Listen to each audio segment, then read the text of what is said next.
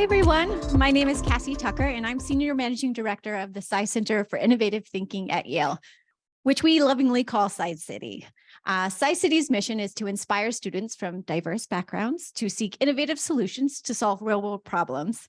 We're also the proud residents of this beautiful building for those of you in person are enjoying today.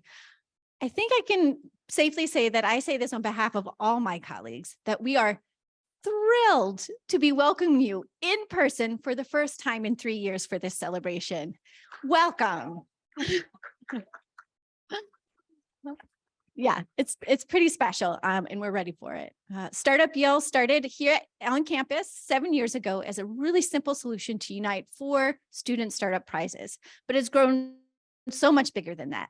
Now it's a community-wide celebration of celebrating not only our student entrepreneurs, but also the fantastic entrepreneurs in the New Haven community and beyond. This year, we have record numbers. We received 129 applications, and with the help of 25 expert reviewers, 32 fabulous judges, they helped us select the 31 fantastic finalists you're going to see today and tomorrow, competing for $175,000 of cash prizes. It's going to be really exciting, and I hope everyone here tonight can join us again tomorrow, 9 a.m. sharp. Now, before we kick off tonight's competition, which is going to be fantastic, I want to take a moment for gratitude. It's Sci-City's practice to start every event with sharing the Yale Land Acknowledgement to respect and acknowledge the indigenous peoples that occupied the lands that is Yale University now sits. Yale University acknowledges that indigenous peoples and nations, including the Mohegan, Mashantucket Pequot, Eastern Pequot, Schaghticoke, Golden Hill Pocasset, Neantic, the Quinnipiac, and other Algonquian-speaking peoples have stewarded through generations the lands and waterways of what is now the state of Connecticut. We honor and respect the enduring relationship that exists between these peoples and nations and this land. Continuing on the theme of gratitude, I also want to thank our event sponsor, MindTrust, and the many, many generous donors that created the prizes and the event that we have today and tomorrow. I'd also like to thank all of my colleagues in the Yale Entrepreneurship Collaborative, and a special shout out to Dwight Hall, as well as the Sci-City team for their tirelessly supporting the innovators that you're going to see tonight.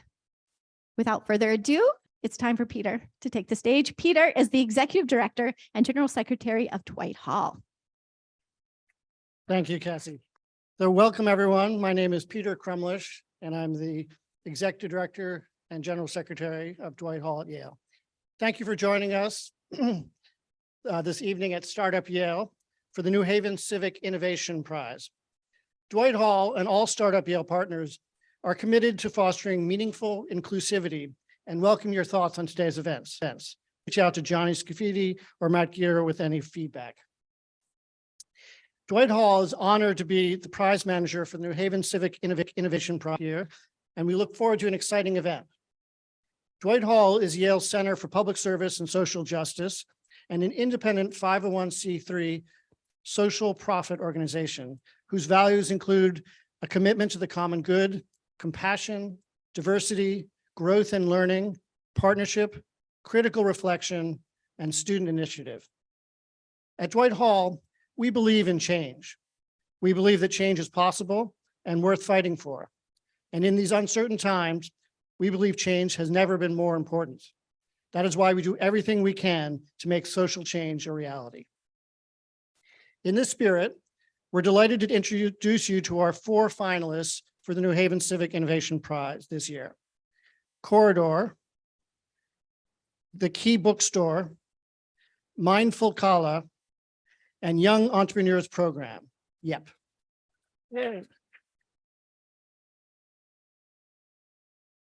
They're eager to share their stories with you and will be pitching to our judges momentarily.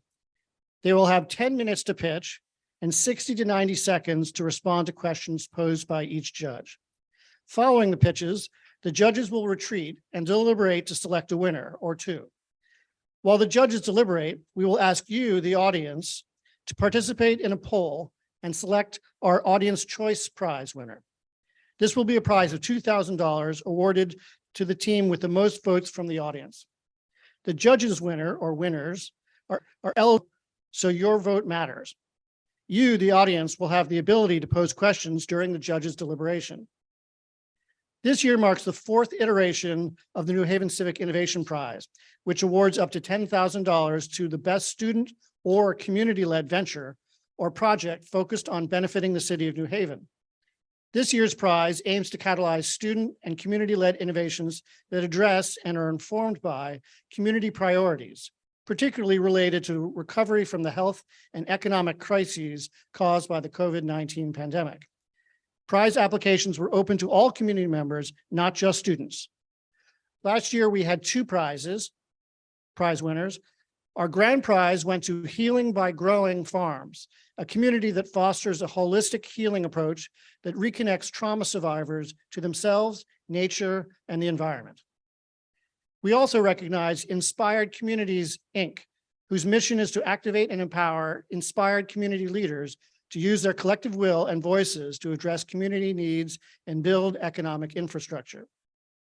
We are excited to be part of an entrepreneurship and innovation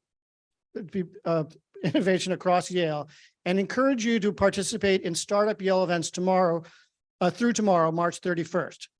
Please see startup.yale.edu for more information, and keep in mind that the Miller Prize and Sustainable Venture Prize competitions take place tomorrow morning at 9 a.m. Thank you to Claire Lineweber and the entire Sci-City team, especially Cassie, Abby, Jackie, and Matt, who make everything run so smoothly. The New Haven Civic Innovation Prize Judicial Panel features three phenomenal leaders who have extensive experience advancing social justice change in the New Haven community.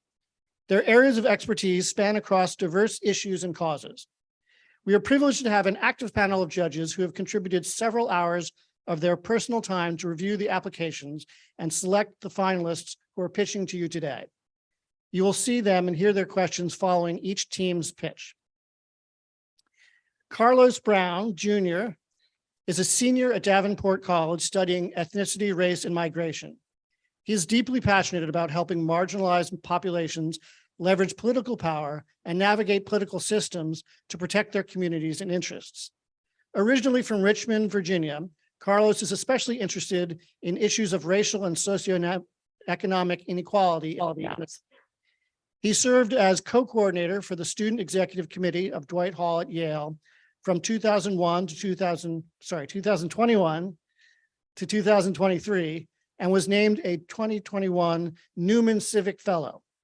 Beyond Dwight Hall, Carlos is a member of Yale's competitive Model UN team and Yale's premier Latin dance team, Sabrosura. Did I do that right? Good.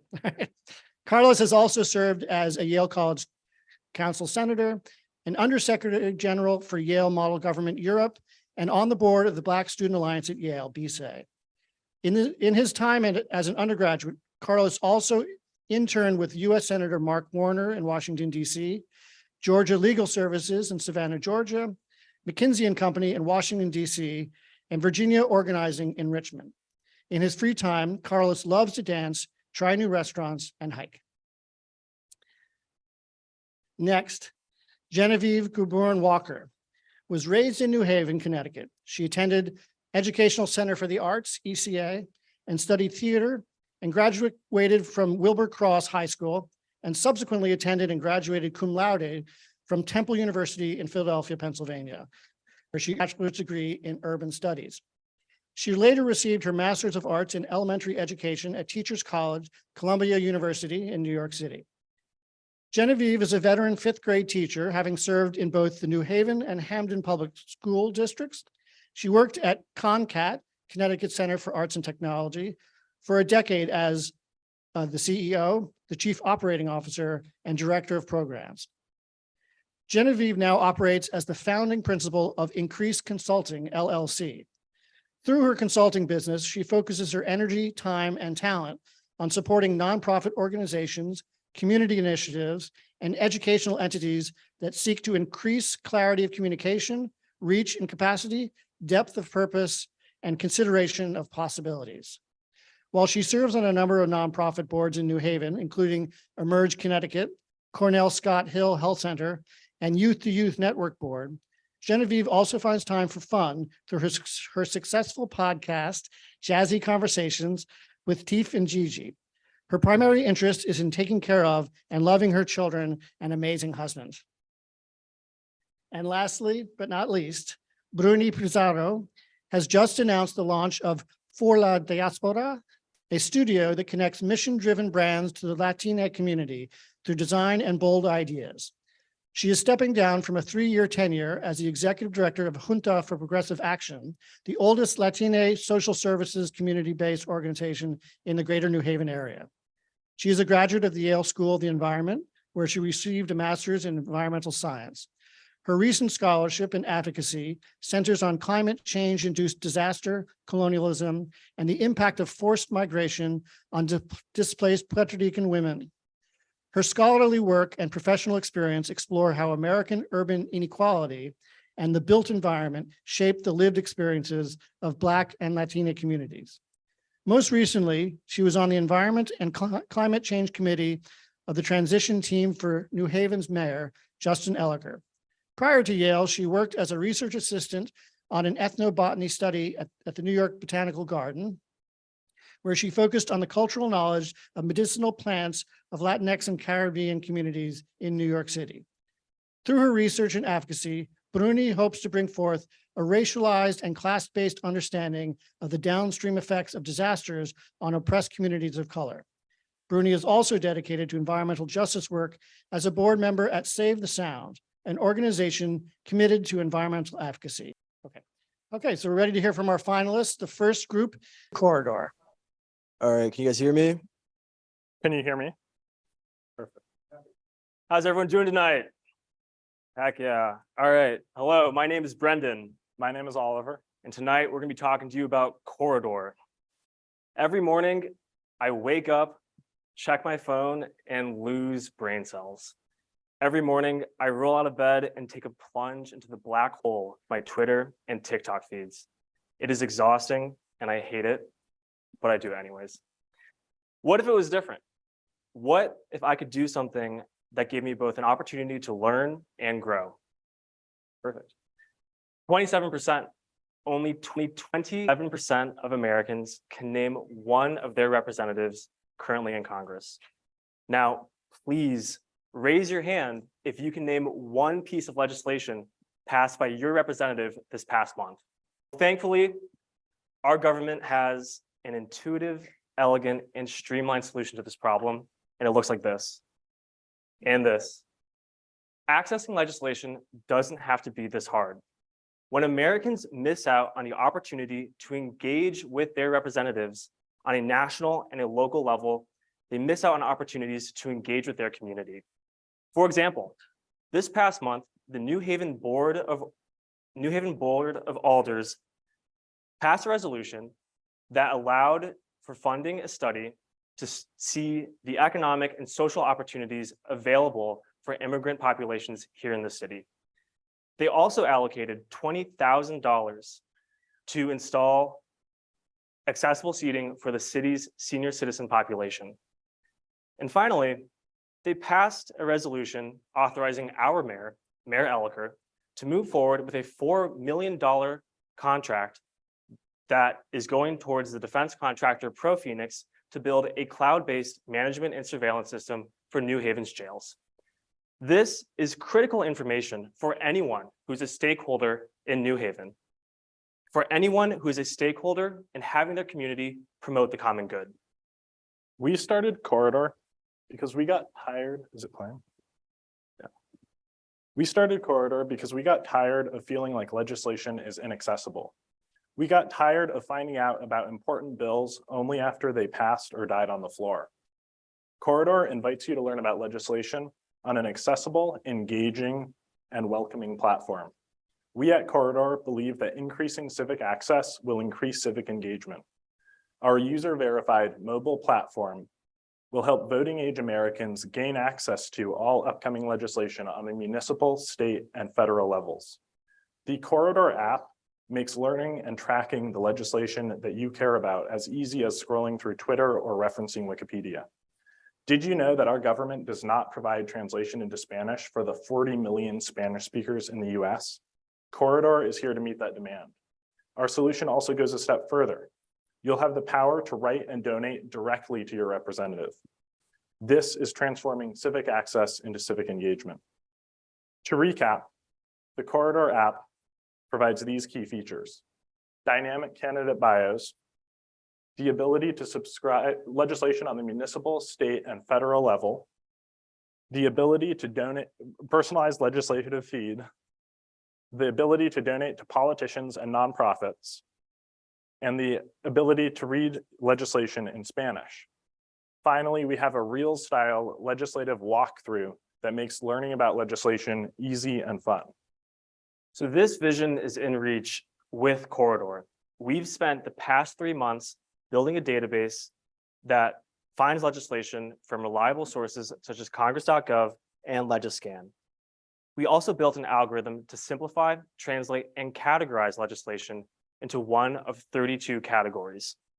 Our next steps include the New Haven Collegiate rollout and integrating donation processing this June as we're members of the Sci-City Fellowship. We hope you see how important the Corridor app is for New Haven's civic future. But you might be wondering, is it viable? This past midterm election, 1.5 million Americans donated $200 or less to 469 campaigns across the country. This led to $1.2 billion changing hands. When we increase the number of donors to 15 million by 2026, and when we take a progressively determined total yearly average sum of $3 in processing fees per year per donor, we will have a revenue of $45 million. This proves that Corridor is not only an engine for social change, it's also an engine for sustainable growth. Corridor's potential is vast, but we have a concrete plan for how to realize this long-term vision. Our rollout starts on New Haven's college campuses with a strategy for reaching 20% of New Haven's student population before expanding to 20% of Connecticut's student population. From here, we expand to Connecticut residents age 18 to 49, and finally to Northeastern residents age 18 to 49. Our crucial first step when it comes to rollout is to reach New Haven's college student population. To achieve this, we are partnering with politically oriented student organizations on 4 of New Haven's college campuses: the University of New Haven, Southern Connecticut State University, Gateway Community College, and Yale University. Our choice to begin rollout on college campuses is an expedient means to increase exposure to Corridor through relying on the hub and spoke information distribution pattern that is evident in student populations as proven by Facebook and Instagram. They learn about the new platforms at college and take the information back to their communities. To achieve our goal of making legislation accessible to all, we need the $10,000 New Haven Civic Innovation Prize. This prize money will go entirely to on-the-ground aspects of our New Haven rollout and to optimizing the Corridor app to that end. Together, New Haven's community and Corridor can bring to life a fractal pattern of robust democracy which spreads throughout the US. For Corridor's ideals to be successfully realized, our collaboration with the New Haven community will be essential. Investing resources back into our immediate user community is essential both to our values and to our goals, and this is where our prize money will be going. We want Corridor to continue to build upon other successful community organizations that affirm student initiative in New Haven. Student brand ambassadors will be essential to our presence on New Haven's college campuses. Marketing interns from the city will be crucial to our effort to build strong relationships with the community we seek to work with and serve. Our team carries with it a wonderful distribution of skill sets insofar as we are all ready to execute on this idea. I have experience managing projects. Oliver has experience being a financial strategist. Coria has experience being a creative genius. And Josh has experience in both innovation and being happy. So it bodes well.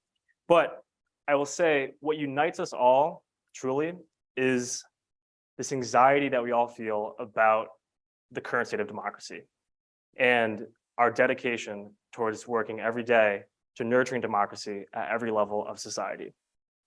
So we talked tonight about the importance of education, the importance of civic access, and how it grows into civic engagement.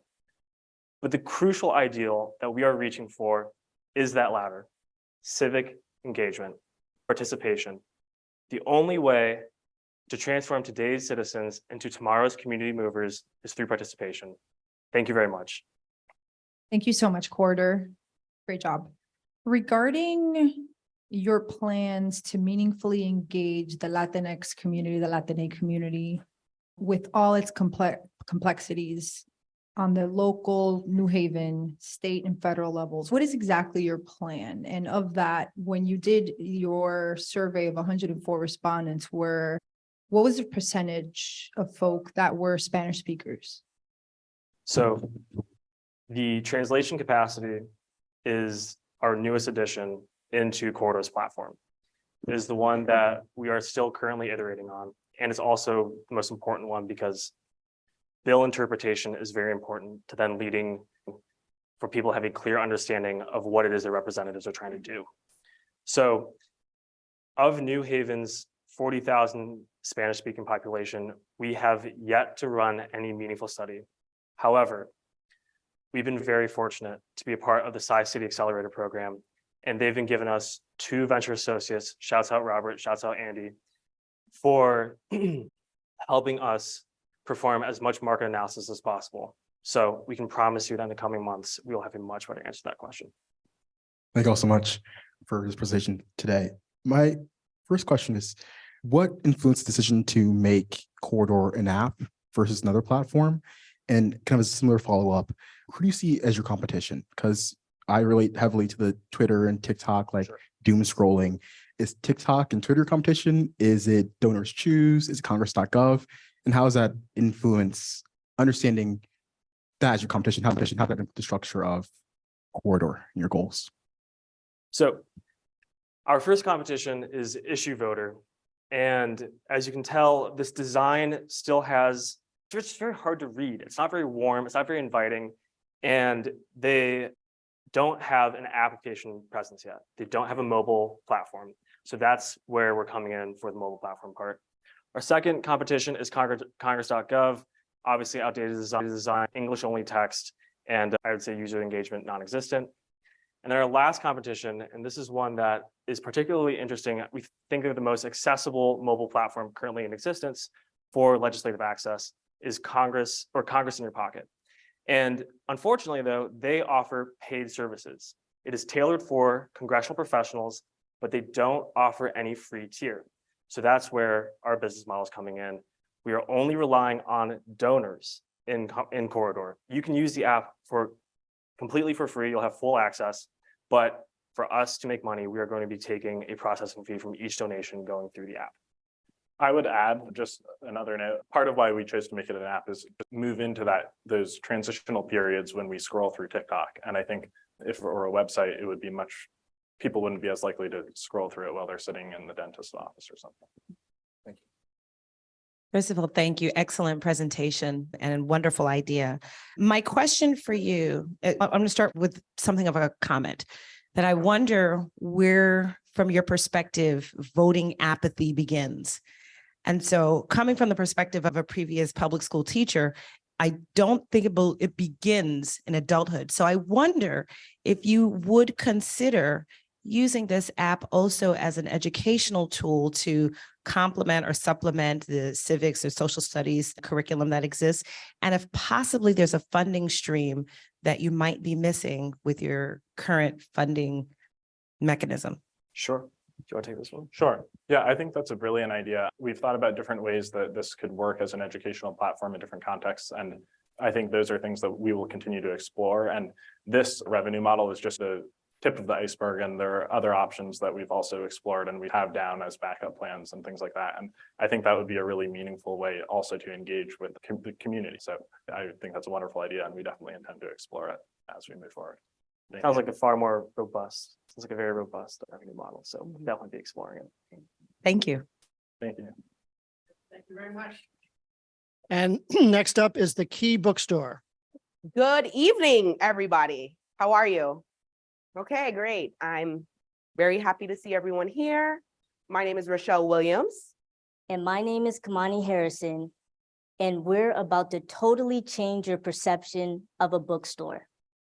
I designed the Key Bookstore as an immersive ecosystem that leverages technology to connect interactive experiences with books and build community.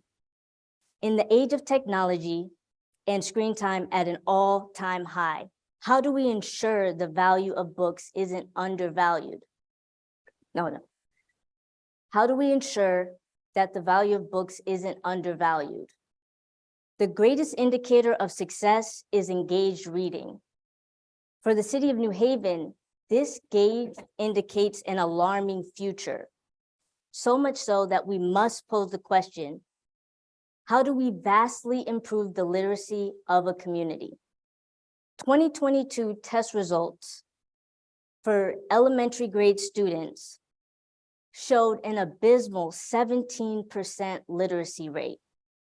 After 3 years of COVID, our city is plagued by illiteracy. The state has responded with the Right to Read Act, which requires the submission of a reading plan by schools by July 1st, 2023.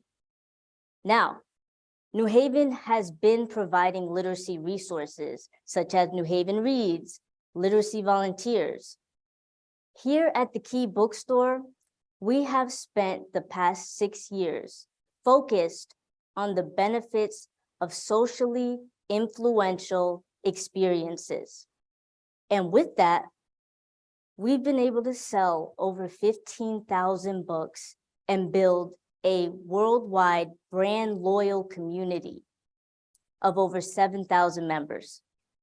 For New Haven, we're implementing an interactive reading program based on our proposed new mobile application. Our solution is a full immersion of the city of New Haven that constantly rewards their participation, facilitated by the app. Now, it's important to note that we're more than a tech solution, as we've created a pandemonium around reading prior to the tech assets. Remember programs like these, Book It, which rewarded summer reading with a pizza from Pizza Hut, and the feeling of buying a scented eraser from the Scholastic Book Fair. These feelings are unforgettable. The recipe to our secret sauce is 3 parts: technology, partnership, and gamification. Over 4.5 hours a day is spent on the phone by our youth. The app is necessary to keep readers engaged, accountable, and motivated. We'll be able to deliver reading reminders and direct access to literacy resources through the app. Okay, y'all supposed to hear that. Our user journey is 5 steps. First, we connect with the community through partnership. They download the app, they make an account, discover the features and resources on the app, and then more importantly and most impactfully, they are affirmed of the value of reading all around their community. Users are encouraged to become key ambassadors and share their book experiences for rewards on the platform. Every interaction with the app is rewarded. Gamification is the key differentiator in our program. Users can earn digital and physical prizes, tailoring special prize incentives to improvements in literacy. This gives us a unique opportunity to support those that are socioeconomically disadvantaged, to be able to receive book subscriptions, to remove the barrier of getting books into the home. Now for the mobile application.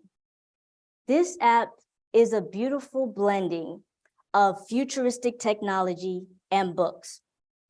We're leveraging the technology of Web 3.0 which is blockchain technology, NFTs, metaverse, and augmented reality. Some of the features include a reading tracker, being able to log your library, match with other users based on their libraries, a portal to our metaverse space. You guys are having Spatial's creator here tomorrow. We're using Spatial as our platform. Beautiful thing. And audiobook and ebook access and all of the above. So we've been nationally recognized by Afrotech first and foremost, BuzzFeed, Oprah's Magazine, and I credit our success. Damn, I'm about to cry. What the heck? Sorry. I credit our success to our Completely Black and Mario team. Sorry. It was important for me to build something great with as much Black and minority talent as possible. It's funny how emotions work. This is so crazy. Sorry. You got this, come on. The $10,000 prize will primarily be used to build our mobile application, spend on our marketing material, and develop our partnerships. We're strategically targeting New Haven schools, New Haven's largest employers, literacy organizations, and grocery stores. Why? Because everybody has to eat. So that's a great way to meet people where they're at. Our implementation plan begins with the building of our app. We'll spend all of April solidifying necessary partnerships that ensure a successful execution, 2 months of preparation and positioning to ensure New Haven schools have their plan ready by July 1st, 2023. And with that, every great story ends with the grand finale. And as we always say here at the Key Bookstore, join the community. So thank you guys so much for this opportunity, and feel free to scan the QR code. Thank you. Thank you all so much Thanks for being here today Thank you. for this presentation. Thank you. So my question is, can you explain a little bit more about what differentiates the Key Bookstore from some of those other literacy programs that you've mentioned so far, and how you plan to expand beyond your kind of initial base once you get going with the app? As in here in New Haven, How you plan to start, both expanding from like the schools, but also broader. absolutely. So the beginning of that question was the difference between the other literacy programs, and it's really the technology piece. You have to be with them. That's why we want Key Bookstore to promote reading as a culture. So you need to see books, and the best way to do that is connecting that literacy piece to the phone, because everybody has their phone on them, and that's what's pulling them away from things like reading and being present and things like that. There are other book apps, but they're always missing something. They're either missing the book resource, which is being able to buy the books directly on the app, and then online community, and then real life community. We started our business being in the community. So it's important to connect with people in real life. So Key Bookstore brings all of these pieces together. And we're using New Haven as the model for doing that. There's so many partnerships, from corporate to educational to government, all of the above. We're nonprofits, literacy organizations, jails and prisons. They can't use the app, but connecting with them, connecting books to them. And then also partnering at festivals and things like that. We want to partner in festivals because those people, they go out and spread the word. Yeah. And I just wanted to add the emphasis that we place on the fact that we are not just a tech startup. We are not just building an app. We are honestly building a global community of readers, of persons that, dare I say, are obsessed with reading. And where better to start than in our community, in our home, New Haven. So I just want to once again reiterate we are building a community of people, not just Black people, by the way, but yes. Thank you so much again for the presentation, for your vulnerability and sharing the level of energy and emotions into creating. So thank you for that. Mars is in Cancer. I'm gonna just say that real quick. I know you didn't. So my question is really around the gamification portion of the app. And I'm wondering if there is any component that would be included that helps to measure critical reading components like fluency and comprehension, if there's any portion of the app that will help students monitor their own improvement. I am so happy you said that. Yesterday, I was at the Legislative Building in Hartford, connecting. They had a Right to Read Act series update. And I met with everybody and connecting that technology piece, seeing what type of metrics are important for them, see what types of tools that we can invest in that's already available that prove success in helping to improve literacy. So we can either API it or something directly into the app. And then the state of Connecticut can benefit from receiving those metrics in our app. Yeah. Yes, ma'am. Everyone, thank you so much for your wonderful presentation. I think the question I have is a little bit multidimensional, just because the communities we serve at Junta specifically, which serves predominantly Latinx community that have been marginalized, and the struggle is real, especially during this time, which our communities are facing the lingering impacts of COVID-19. And I'm assuming that's a lot of the students you're trying to attract or work with. So specifically, we see students, families that are dealing with multiple and cumulative burdens. Folks are dealing with an evictions crisis right now, and they have been for quite some time. There are rent hikes, there's mental health outcomes, interpersonal violence, all sometimes in one household. Not all, but sometimes a lot of things that folks are dealing with. And this impacts the student. I'm sure it impacts them with their reading levels, their ability to stay focused and whatnot. So how can we support our students with this app that are dealing with these specific outcomes on a daily? And then, if I may, what are the baseline that y'all have seen from like when a student like that comes in? I'm specifically speaking about students that have been, I hate the word at risk, but have been just battered by societal issues, because it is what it is in terms of the society. There's the haves and have-nots. And I'm really talking about the unfortunate fact that there's the have-nots. And when it's a have-not, it's on a very real basis. With those students, what are the baseline metrics that y'all have and the improvements throughout? So it's a little bit complicated, but I'm just curious to see what the metrics are and like, what's the data points that you have for those communities?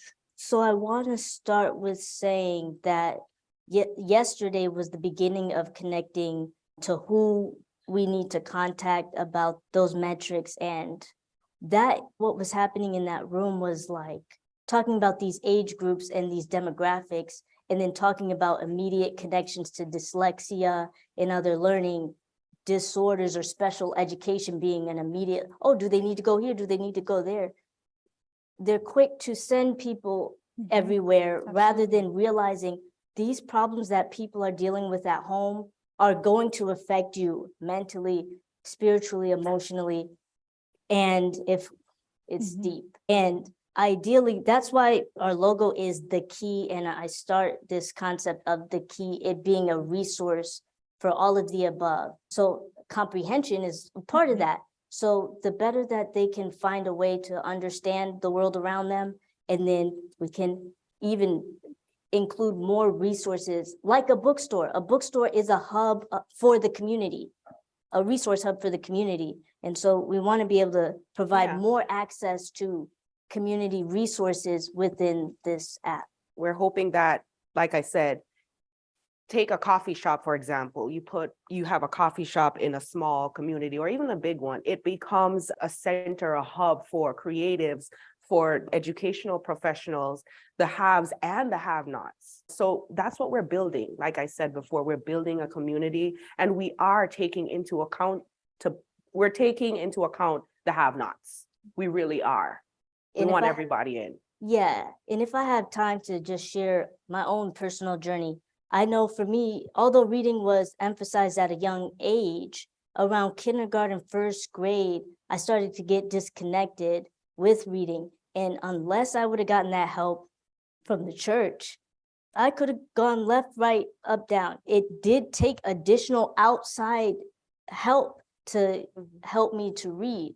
So I know that our resources are stretched thin. So I want to be a part of that solution. I want us to do that. So, yeah, we're working on the metrics is what we're saying. Thank you.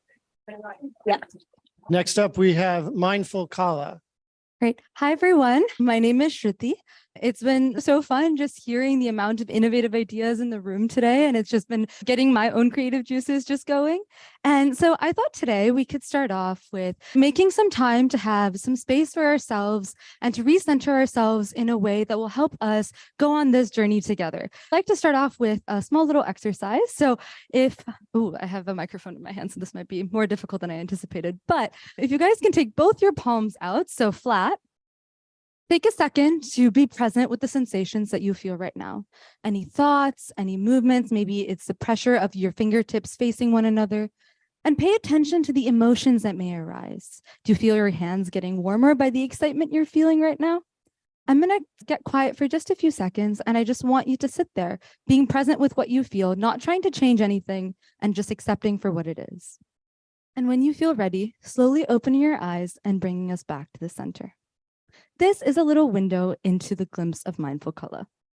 Now, just like us, many of our peers in my generation are constantly battling stressors of everyday pressures, whether it's events, whether it's the school pressures, whether it's family and friends, which has caused a rapid decline in the mental health.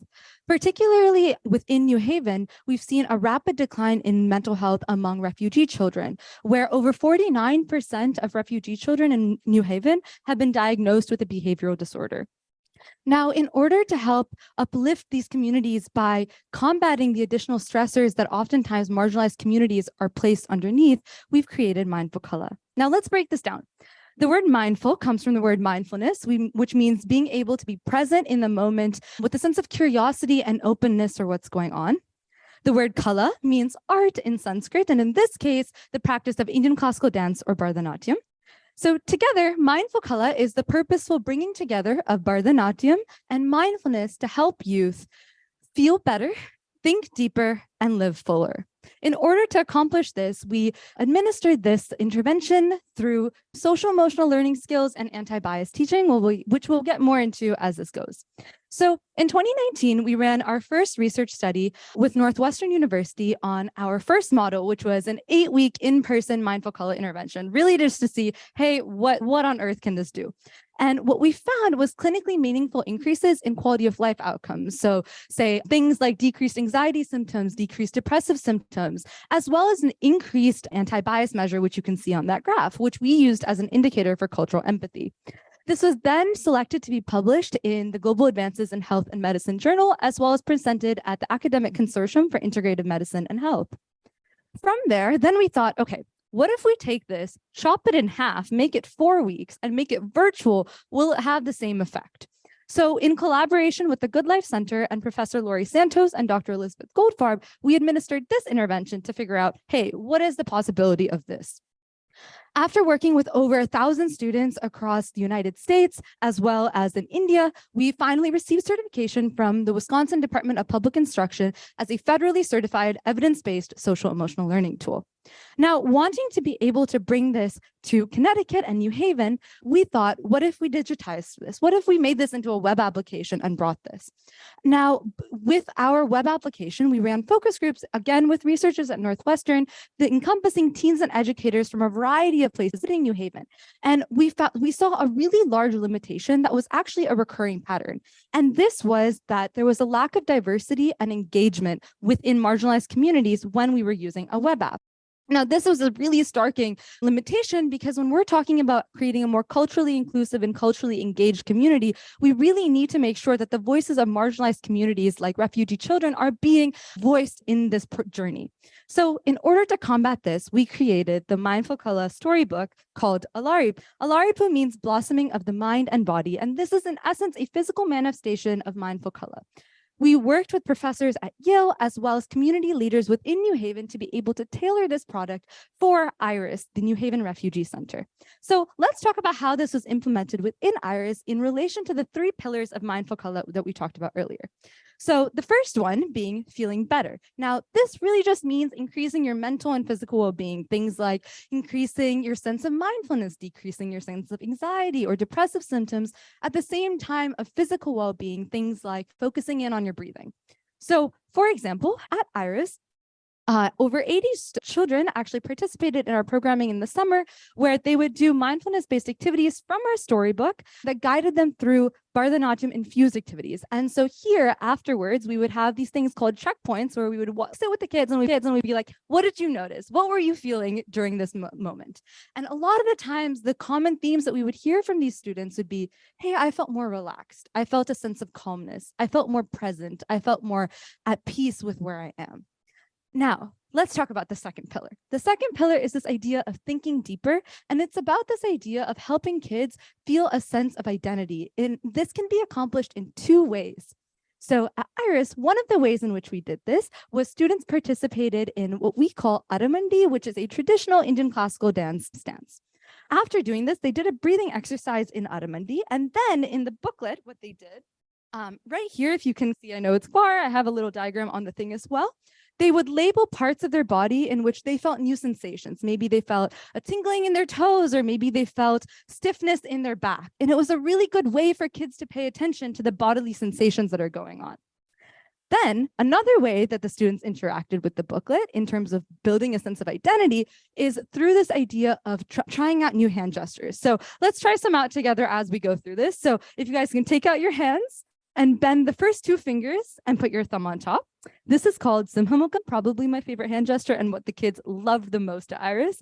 And when we tried these hand gestures, we would sit with the kids and we would be like, hey, how did you feel doing this? Can you use some of the 9 emotions in Indian classical dance to describe it? Did you feel angry if it took you to get it? Were you surprised at how fast you were able to get it? And have them reflect on how they felt in the process. In addition, we would ask them, hey, what does this remind you of?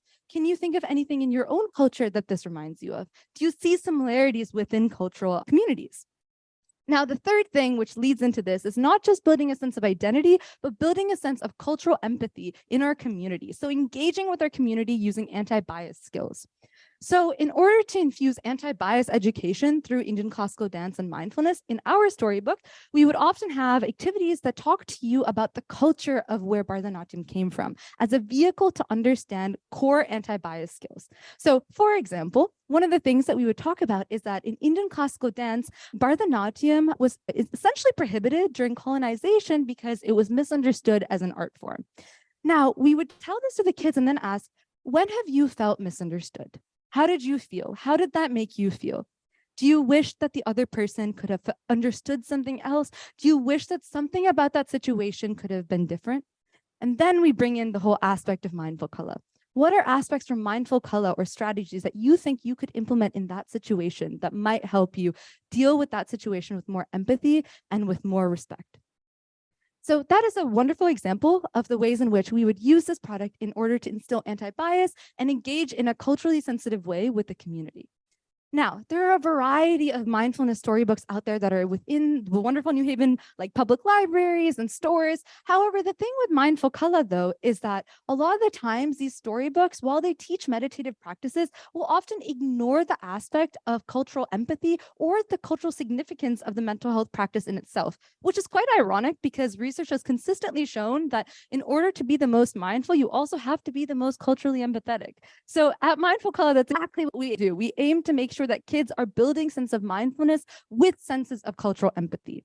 On top of that, there are very little resources within New Haven that take into account the cultural framework of New Haven in order to actively and effectively administer mindfulness interventions. So at Mindful Kala, we aim to foster and further that fight for health equity within mindfulness practices by taking into account the cultural nuances, the linguistic nuances, the cultural frameworks that students will need in order to effectively engage. So we hope to administer this and have been administering this using a B2B business model within New Haven. So here we'd be working with places like informal educational institutions like IRIS, for example, so non-governmental or nonprofit organizations, as well as daycare centers like the Yale Daycare Center, as well as children's hospitals. More formal ways of education that we're hoping to be able to implement this and have received interest include working with community members within Yale and students such as students at the Yale Student Mental Health Association in order to be able to bring this to more New Haven public schools and work with them actively in order to create a culturally resilient and sensitive community. So then our ask today, the reason why we're here and why we're hoping to seek the support of the New Haven Civic Prize is that we strongly believe that this prize can help us implement our book in the most sustainable and the most maximizing impact way. And this is because research has told us that in order to be able to create the most sustainable version or sustainable product, like I mentioned, it has to be in the most culturally sensitive framework. So we hope to use our funding to be able to focus on research and development, working with community leaders, working with different partners and different systemic frameworks in order to be able to create the most linguistically relevant, culturally relevant sources of resources for different communities within New Haven. For example, continuing our work with IRIS or working with the New Haven public school system in the future. So if there's anything that you take away from this, apart from the numbers, apart from my whole lecture about cultural sensitivity, it is this story of a young girl who immigrated from Chennai, India at the age of 4 to settle in suburban Wisconsin. And wherever she went, she was noticing differences, her skin color, her food, her clothes. It really felt like she just didn't belong here. And these feelings of isolation seeped into every part of her life, leaving her to develop depressive and eventually suicidal symptoms. As you may have guessed, and as little surprise as this may seem, that little girl was me. And in short, dance quite literally saved my life. It, as I could say, made me think deeper, feel better, and live fuller. It brought a smile on my face at times in which I just did not think that was possible. And so together, working with community leaders in New Haven, working with our wide array of research institutions, entrepreneurship societies, and communities like SciCity, as well as continuing to be featured in national news, state news, and the scientific community, as well as working with our wonderful team, which includes advisors of a wide array of experiences ranging from clinical psychology to Indian classical dance, and a passionate group of undergraduates who I consider very close friends who have all really felt the impact of Mindful Color in one way or another in our lives through our different lived experiences. And together, we are hoping to advance mind-body therapies and be able to put more smiles on more kids' faces within our own backyard. Thank you. So thank you for a brilliant presentation and for the moment of stillness that I, in fact, needed. So thank you for that. My question for you is around implementation, where I see the book is beautiful. It is delightful to see. And so my question then is around who actually does the implementation once you have this amazing product. And I think about cultural sensitivity, anti-bias, anti-racist practices, and even Indian classical dance. Like these things require a skill set. I'm always very hesitant when I hear people are going to be teaching anti-bias, anti-racist principles. Who's doing that? An awful lot of us don't understand it ourselves and are put in a position to teach. So what is the plan of Mindful Kala to either prepare individuals to do this? What is the implementation plan? Yeah, that's a wonderful question. I think that's one of the reasons we're so research oriented when we think about building Mindful Color. So when we initially started this off, it was in-person workshops, really just like figuring out what can I possibly put together. It then expanded into something where we would started working with research organizations, started running research studies, and started getting clinical data of understanding what is an empirical way to approach these problems. And so thinking of that, we built this storybook really as an essence to give those tools and autonomy towards every reader and every educator. So really they have the nuances that have been written through research development and again through our clinical evidence that give the power within the students to look through it and be able to use it. And the reason why it's in a storybook format rather than something like a web app is to be able to increase that accessibility and lower those barriers to entry for such a powerful source of education. Thank you so much. I think I really appreciated your resistant movement in dance. I think I've personally experienced how important that can be. So that's really cool to see. My first question for you is, given the current environment of pushback to things like SEL, CRT, as it's been branded. Have you experienced any pushback in your effort to implement your kind of social emotional learning in schools? And do you have any kind of plan for how you would respond to come up against a district or a parent who thinks that this is inappropriate for their child for a certain context? Yeah, these are wonderful questions and questions that keep me up at night. So this question particularly has been something on my head. And one of the most powerful things that I love about Mindful Color is the way that anti-bias education is framed through the lens of mindfulness. So we're reaching people that, hey, this might seem like something really new, but how can we approach that with a sense of empathy? How can we approach that with a sense of loving and kindness? And usually when we've presented it through that lens, a lot of that initial pushback or initial like sense of, oh, I don't really want to try this has been lowered in that way of, okay, let's implement something that we're already a little bit more familiar with when we think about mindfulness education. And let's use that to understand what this new form of education is. Thank you so much for a wonderful presentation. So I keep hearing this, the usage of the words cultural nuance, cultural sensitivity, cultural empathy. And I'm curious about the participants that we see at Junta, right? That there's class-based discrepancies in terms of societal, like marginalization of the communities we serve. And there may be overlap with like Iris. They may see the same, we may have some overlap. We do work together sometimes and we refer out. I'm curious to see how, in terms of this curriculum or this structure, how to really resonate on a class-based level. If this is more research-based, more Yale-based, like why would a student say, how can you understand me from a class-based level? How can you understand me as a Latina? How can you understand me as a monolingual Spanish speaker? I'm curious about that kind of connection from a cultural equity lens.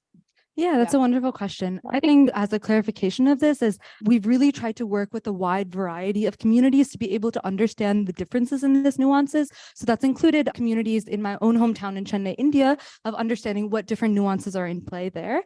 The way we approach this is it's administered in an educational setting so that there's some sort of structured format that students can experience this. However, the questions are written in a way so that students have autonomy over the way they're expressing their experiences. In no way, shape, or form should this be something where we're saying this is the experience. Rather, we're using Indian classical dance really as a vehicle, as an example of, hey, this is an example of a historical time. Let's look at this lesson.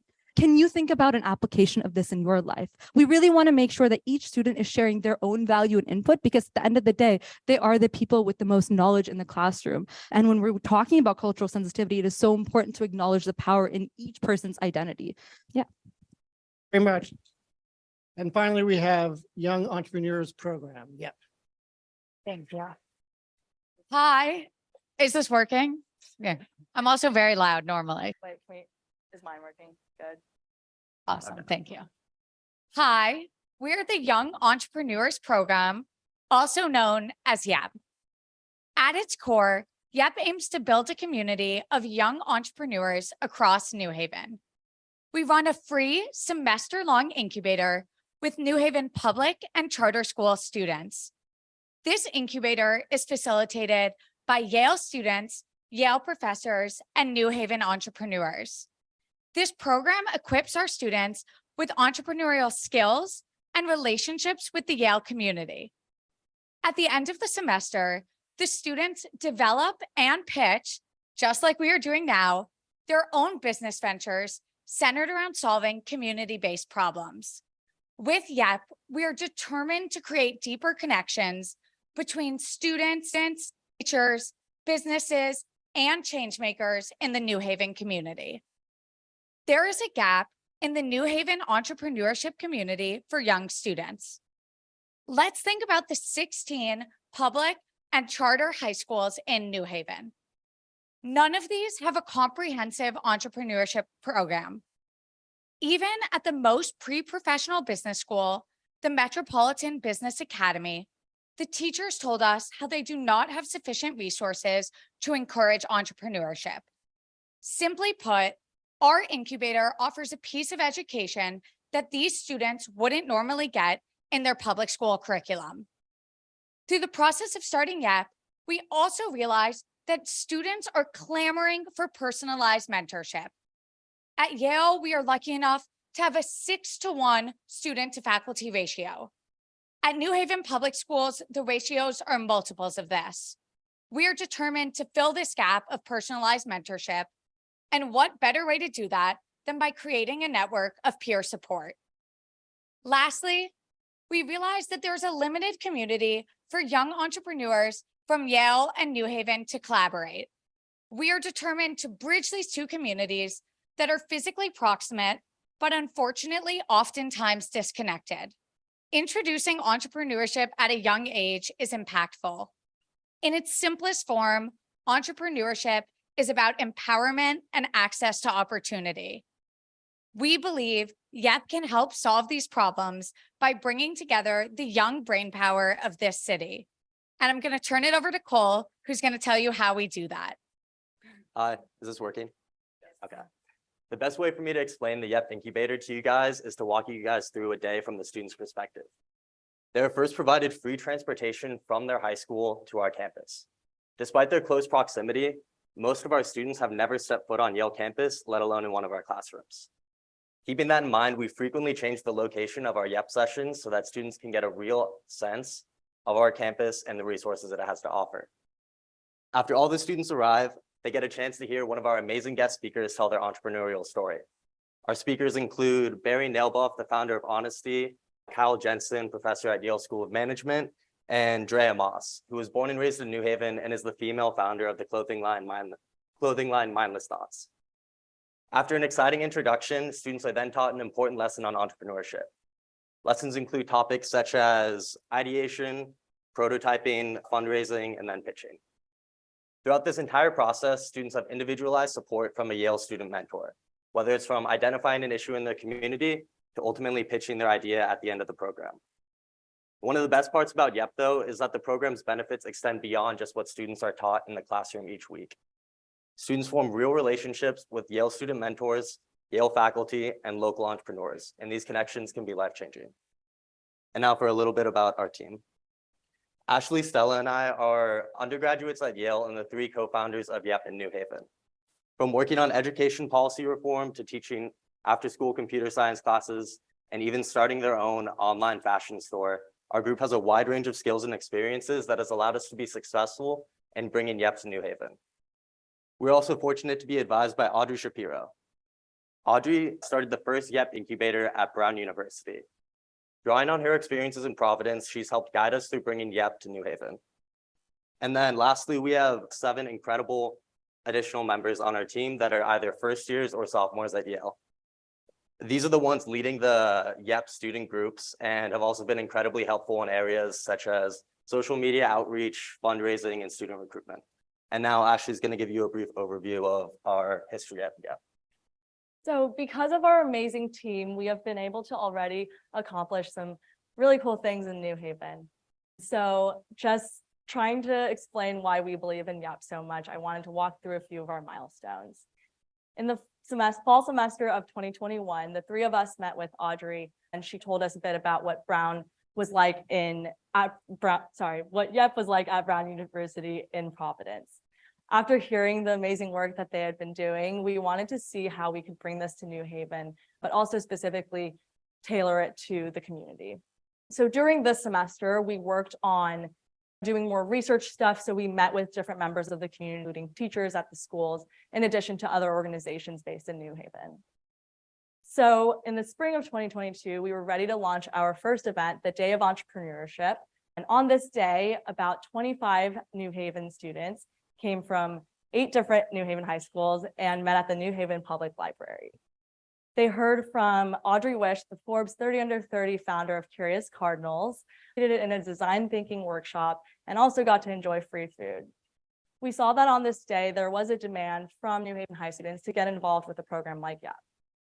Last fall, we got to collaborate with New Heights Youth Academic Enrichment Program based in New Haven. And with this program, we were able to launch a 5-week incubator for their middle school students, where at the end of the program, they also did a pitch night and presented their business ideas to their parents and friends and teachers. My favorite pitch from this night was definitely Bling Bling, which was presented by Ava, Winnie, and Karina. And this business was where they would go pick up the trash around their middle school and turn it into fashionable jewelry. This partnership with New Heights was really successful, and we're really excited to be working on our long-term partnership with them. This semester, we launched our first high school incubator. We have 16 students from 5 different New Haven high schools that come on our campus every week. We're really excited to hear about all their awesome business ideas at the end of this semester. All of these milestones and the incubator this semester would not have been possible without the support of the Yale College Dean's Office, Dwight Hall, Sci-City, and the local New Haven businesses. The New Haven Civic Innovation Prize would catalyze our efforts as it is 6 times more than any donation or grant we've ever received. We want to ensure that with this money, there would be no financial barriers to any of the students that want to participate in our program. Additionally, as members of the New Haven community, we want to show our support by being able to donate or being able to give back to the New Haven business owners who have given us a lot of their time and resources instead of having to rely on their donations. We also have plans to use the funds on multiple incubators. Because we currently have limited financial resources, we have spent a lot of our time trying to raise money each semester for the incubators. If we could use this effort on, if we could use this time and effort on programming, we do think that this would really help the impact of YEP expand. So we're at a point where YEP can really expand this impact on the city of New Haven with the help of some additional funding. We're really grateful to be able to share YEP's story with everyone here today, and we hope that you will also join us in believing in YEP. Thank you. Thanks, y'all. Great job. And about application process for students, what is the selection criteria for student applicants? And is there continuity after the 8-week program is done? So if you have questions a year into the venture stage, how does that work? I think I can answer that one. I was in charge of student recruitment this year, and we had over 120 students express interest in YEP and sign up for our email list. We ended up getting 33 applications and then narrowed that down to a group of 16 students that are currently participating in our program. And us 3, as well as some of the other members in the group, were in charge of reviewing the applications. And we tried to get a diverse group of students, both in their background and also from which schools they were originating from. Because even in New Haven, in the same school district, some of the schools there are various amounts of resources that each school has. And so we tried to get a nice mix of students from, I think, Wilbur Cross, the Sound School, Metropolitan Business Academy, and then New Haven Academy. And yeah, so just trying to get a diverse group of students from all over the district. And then also for your other question about what happens after the 8 weeks, this is the first high school incubator we're running, but we plan to maintain a network of all the students that have completed YEP. And there's also plans to have some of the more passionate students help us with student recruitment in the future and helping us reform our program through an ambassador program. And I think just to add something really cool about our application is that we tried to make the questions fun to answer and not seem like you have to know how to write the best application response. And so we have this one question that if you were to go viral for making a YouTube video, what would it be about? And just trying to ask questions that don't necessarily test what type of resources or I guess the quality of education they've had access to, but rather just the creativity and passion they have for joining the program. Thanks so much for presenting today. So my question has to do with how you've adapted YEP to New Haven specifically. So I know it started at Brown and you've talked about how you've had some test runs with the New Heights partnership. What are some lessons you've learned, adaptations you've made to make YEP fit the context of New Haven? Yeah, I guess probably 2 things. The first one was with our Day of Entrepreneurship. I think it really showed us the potential to work more directly with the local businesses in New Haven. That's something that Providence doesn't do as much beyond, or from what we were aware, didn't do as much beyond it being guest speakers. And so we were able to get, like Cole mentioned, the founder of Mindless Thoughts, Drea Moss, who has this really cool clothing store that you guys should definitely check out. It's really close to campus. And not only did she speak to the students, but she also gave some of them really cool hoodies for whoever won a different, some sort of game we did. And some of these students ended up going to her store and went and bought some more things because they were so excited and loved the items that they had. And so that was really interesting because we realized that it honestly could help a lot more to get the local businesses more involved in our incubator. And that would make it more special to New Haven and be able to bridge more communities or more people within the community. And then just the second part was that with our New Heights program, that was one of the first times that YEP had ever done a middle school incubator. And so I remember the first day was definitely difficult because we forgot how like restless middle schoolers are. Interesting because we definitely had to adapt the curriculum in a way to make it engaging to them and also remember that like they probably won't remember the super technical things we teach them, but it's more about the skills that they're going to take after. And so for a lot of these like little sixth graders, this was the first time they ever had to present in front of a group of more than 5 people. And so being able to see like how nervous they were at first, but practicing and prepping them and getting them ready. And by the end of it, they were so like excited to show off everything that they had worked on.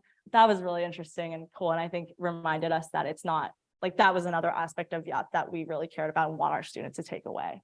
Yes, thanks again for the energy and for this wonderful opportunity for the students in New Haven.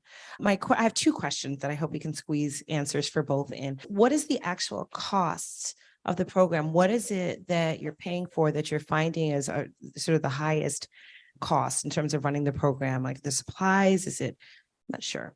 And then the other piece is how is it that you plan to sustain the program, not financially, but in terms of human capital? Like you all are, you're undergraduates, you're doing it now. I've run youth programs for many years. And I know it's only as valuable as the folks that are going to be in front of the young people. So those are my 2 questions: the costs associated with running the program and sustainability in terms of human capital. I'll take the first one. So luckily, I would say to break up some of our costs, one, we try and ensure that all of the students are provided with free transportation because we just don't want that to be a barrier and anyone who wants to participate can. Also supplies, we found that giving them not only their own folders, but also potentially notebooks to brainstorm when they're home. And we also really enjoy on our pitch day, giving them shirts like these. And ideally in the future, we would even want to give them somewhere up to a $200 prize to the best incubator to mimic what we're doing here and raise the stakes. And I would say what Ashley really was talking about is we've gotten so lucky. We've relied on the very generous and kind donations of New Haven businesses, particularly New Haven restaurants, because a key thing is we have the students for an hour and a half and we love giving them a meal. And although we've received so much generosity, we really want to be creating a cycle where we're also supporting New Haven businesses. And so it makes us more sustainable if we can actually pay these businesses. So that's another one of our costs. But I think also looking forward, if we also would be fortunate enough to win this prize, we're thinking big.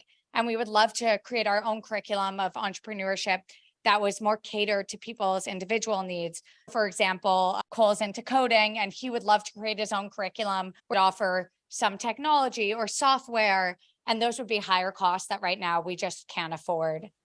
Yeah. And the cool thing is that really to run the incubator, we have it budgeted around $700 per incubator for a semester, but that can get as low as even $200 because we are this is a student run organization. We run off of like volunteers. And so I think that's something that is important in terms of sustainability of the program. This is more just to enhance and improve the experience of the students. And then the second question, remind me, was sustainability in terms of human capital. Who's yeah. the program? Yeah. So we actually have it structured where we each run one of the 3 teams. And so we have school engagement, program management, and then the Yale YEP liaison. And each of the 7 members that we mentioned earlier are within one of the 3 teams. And earlier this semester, we had asked which ones were interested in potentially fulfilling like a leadership role. And so after they indicated their interest and had conversations with us, we decided that we would do like a shadowing experience. And the ones that are interested have been working closely with us where we're trying to kind of like help them and teach them and eventually get them to be able to run the program themselves. And hopefully for next year, we are planning to run more as like advisors for the program so we can see how it goes as they're doing it. And then we're hoping to continue that on in the future. Also, although we're the ones presenting right now, we really can't overstate how much the other 7 members have put into the program because they're also attending every session and also have been doing a lot of work with like recruiting students and every aspect of the program they're involved in. The last thing I would just add is luckily at Yale, we found a huge amount of interest and we initially just had applications, but if we wanted to, we could have grown our team even more. And I think that as we spread our awareness, there are so many more students who are eager to teach and get involved. So we're really excited about the future of YEP. Good job. We have a calligrapher coming in to decorate the check. Well, thank you everybody for coming tonight. Thank you to our judges. Thank you to our presenters and teams. It was really an exciting night and we look forward to seeing where all these ventures go. I have the privilege of announcing the Audience Choice Award. So if anybody does a good drum roll, there you go. You got it. And the Audience Choice Award goes to the Young Entrepreneurs Program. Yep. So congratulations. It's a $2,000 prize. So that's a nice contribution to give back to your New Haven businesses and to grow your program. So well done. And I am shortly going to, it seems like we have the check ready. I am going to hand the microphone, or Peter will take the other microphone, and he'll be ready to present. Thanks again. And the winner of the 2023 New Haven Civic Innovation Prize this year is The Key Bookstore.